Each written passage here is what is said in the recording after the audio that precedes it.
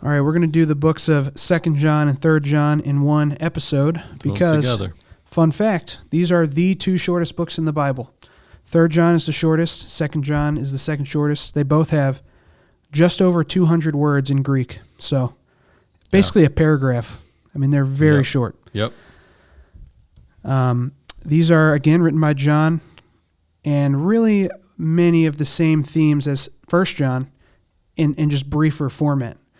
So let me try and put the thesis of these two books together. They're similar, and I would say the thesis, if I had to combine the two, would be walk steadfastly in truth and love, watching out for deceivers and resisting evil. Okay. He's encouraging, again, this is John writing to churches in Asia. Actually, 2nd John is addressed to the elect lady and her children, and most commentators think that he's talking about the church. It's not like there's a woman there that he's writing to. Right. The elect lady and her children are the church there in that town. Mm-hmm. So he's writing to churches to encourage them to continue to walk in truth and love, and also be on the lookout because there's deceivers out there, and you should resist evil that crops up amongst your midst. Okay, the same for themes. It's the same themes as 1st John. And again, I think literally 2nd John hits all of the themes briefly, and then 1st John kind of expounds upon them. So you've got love that we talked about, light. There's deceivers who are attacking the truth. Truth actually plays, I think, maybe a bigger role in 2nd John. He really emphasizes truth, walk in the truth, don't let the deceivers twist the truth. And the truth is about who Jesus is. I mean, that's the truth that we're defending, the truth of the gospel, the truth about all, really, like even the historicity of Jesus. He did rise again. He did, all these miracles. That's the truth, and hang on to that. Mm-hmm. And in 2nd John, we learn that there is no greater joy than to walk in the truth. So in 3rd John, there are actually, I think, some new themes. 3rd John is much more of a letter to a specific person. It's to Gaius, who is a member of one of these churches. And this is much more letter-like. This is your typical letter to a person. There's people mentioned, there's stuff going on, as opposed to the more general kind of doctrinal letters that of 1st and 2nd John. 3rd John, it's to Gaius, and he has just been supporting some missionaries that were at his church. And the missionaries had given a good report to John, and John's basically commending Gaius, saying, you did a good job supporting those missionaries. So one theme that's unique to 3rd John, and that is an important theme for us, is that we should be supporting, the Lord's work. These people were going around being, missionaries throughout Asia, and when they came to Gaius' church, he supported them, and that's something we should also do. Mm-hmm. And also, the theme of hospitality in general is found in 3rd John, because there's this guy in the church, Diotrephes, who is setting a bad example of hospitality. Yep, he's a problem. He's a problem. Yeah, he doesn't.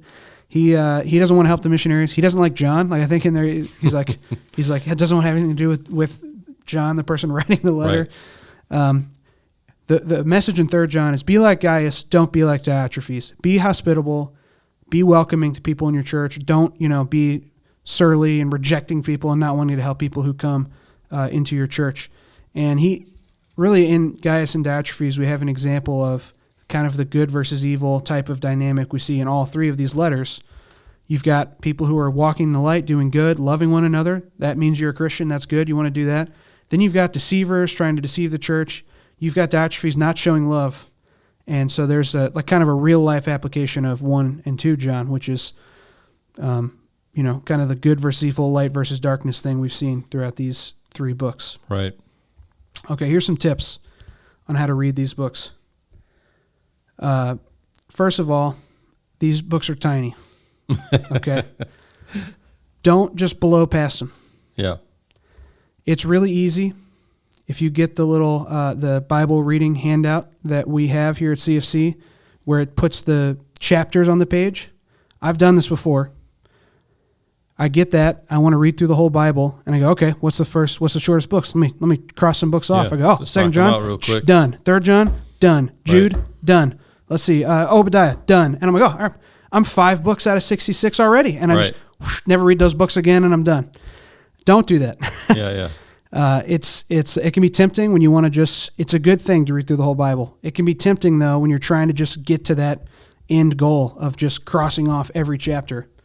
to really blow by the small books. So Sure. because these are so small, here's what I think you should do. This would count to any small book, but these are the smallest ones.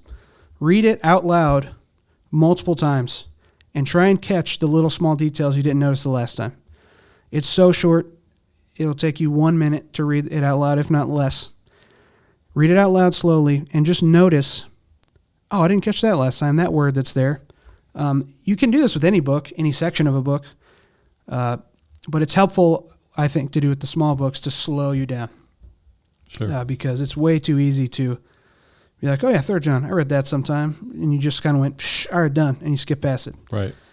So really kind of reckon with what these books are saying slowly. I also mentioned this in our 1 John video, but read these before 1 John, because then 1 John's going to then expound on what these letters are talking about. Mm-hmm. And a lot of the books with numbers, in the Old Testament, 1 Samuel, 2 Samuel, you want to read those in order. These you don't have to read in order. And in fact, I think it might actually be helpful to read 2 and 3 first. They're short, and they're kind of introducing what you're about to get into in 1 John. And I also mentioned this for 1 John, but see if you can find similar verses in 1 John and in John, in the Gospel of John. So let's say you read 3 John, he's talking about truth. What does he mean by truth? Check 1 John. What does 1 John say about truth? Okay, I'm learning a little more about truth. What does the Gospel of John say about truth? What does Jesus say about truth? Oh, I am the truth. It's kind of like you can kind of look at all these John books as kind of like deepening and unfolding each other. So if you find a great verse in 2 John, you're like, oh, that's amazing. I wonder what he means by love this way or truth this. Kind of work backwards to the bigger books. 1 John's going to illuminate it more, and then the Gospel of John, Jesus is going to really go in on exactly what he means by love and truth and those type of things. Okay.